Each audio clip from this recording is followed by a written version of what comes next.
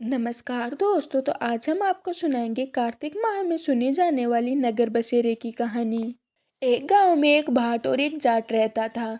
दोनों में घनिष्ठ मित्रता थी। एक बार जाट अपनी बहन के घर जाने को तैयार होने लगा और वहीं भाट अपने ससुराल जाने को तैयार हुआ।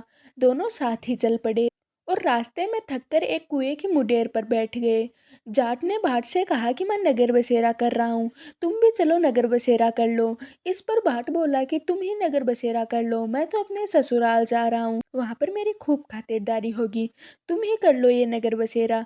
तब जाट वही कुएं के पास बैठकर पानी का लोटा और चावल का दाना लेकर नगर बसेरा करने लगता है। नगर बसेरा जो करे सो मल धावे पाव, ताता मांडा तापसी देगी मेरी माँ, माँ देगी मावसी देगी द्वारिका का वास, मीठा मीठा ग्रास वृंदावन का वास, पांच कुंडी चठी रास, मेरा जीबड़ो श्री कृष्ण के पास, डालू पानी हो जाए घी, झट से निकल जाए मेरा जी। यह सब कहकर जाट अपनी बहन के पास जाने लगा।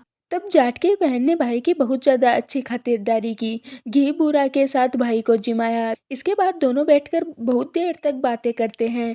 इधर घाट अपने ससुराल पहुंचा तो वहां पर आग लग गई। आग बुझाने वह भी लग गया, जिसमें उसके हाथ मुंह झुलस गए। और इसके साथ ही वहां पर ना तो किसी ने रोटी के लिए पूछा और ना ही पानी के लिए पूछा। एक पड़ोसन आई, उसने भाट के सास से कहा कि तुम्हारा जमाई आया है, जरा उसकी आवभगत तो कर लो। तब बुढ़िया बोली सब कुछ तो जल गया, अब कहाँ से आवभगत करूं। तब पड़ोसन ने ही भाट के लिए एक रोटी और छाछ दी, उसे खाकर ही भाट ने गुजारा किया। शाम को दोनों फिर घर की ओर चल पड़े और रास्ते में मिले, एक दूसरे का हाल पूछा। भाट बोला कि मेरे ससुराल में तो आग लग गई थी, आग बुझाते बुझाते मैं खुद भी काला हो गया, ना रोटी मिली ना पानी। तभी जाट बोला कि मेरी तो बहुत अच्छी खातिरदारी हुई। फिर बोला कि मैंने कहा था ना कि नगर बसेरा कर अब हम दोनों नगर बसेरा कर लेते हैं। लेकिन भाट ने फिर मना कर दिया, कहने लगा तुम्हारी तो मोशी है, पता नहीं रोटी भी देगी या नहीं, लेकिन मेरी तो माँ है, मेरे लिए दही चूरमा पेड़ा आदि धर कर रखेगी। भाट ने फिर नगर बसेरा नहीं किया। जाट ने फिर कर लिया। नगर बसेरा जो करे सो मल धावे पाव, ताता तापसी देगी मेरी माँ, माँ देगी मावसी देगी द्वारिका का वास, मीठा मीठा ग्रास वृंदावन का वास, पांच कुल्ठी चट्ठी रास, मेरा जीबड़ो श्री कृष्ण के पास, ढालू पानी हो जाएगी, झट से निकल जाए मेरा जी। यह कहकर वह आगे चल पड़े। घर पहुंचते ही जाट की मौसी ने बहुत लाड प्यार उसे दिया। उधर भाट के घर तो उसकी भैंस खो गई। तब उसका बाप उसके ऊपर लाठी उठाने लगा, कहा ससुराल गया तो आग लगा कर आ गया और यहाँ पर आया तो मेरी भैंस खो दी। बाप उसे लाठी से मारने लगा और कहा कि मेरी भैंस ढूंढ के ला। उसके बाद भाट भैंस ढूंढने चला गया।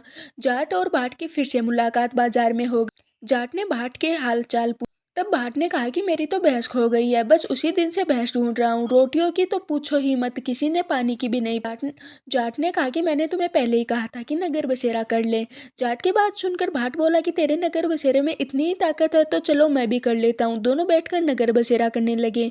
नगर बसेरा जो करे सो मल धावे पाव, ताता मांडा तापसी देगी देगी मेरी माँ, माँ देगी मावसा देगी द्वारिका का वास, मीठा मीठा ग्रास वृंदावन का, पांच को उल्टी चठी रास, मेरा चिबड़ो निकल जाए श्री कृष्ण के पास, ढालू पानी हो जाए घी, झट से निकल जाए। दोनों के नगर बसेरा करने पर भाट जैसे ही आगे बढ़ा तो खोई हुई भैंस फिर से।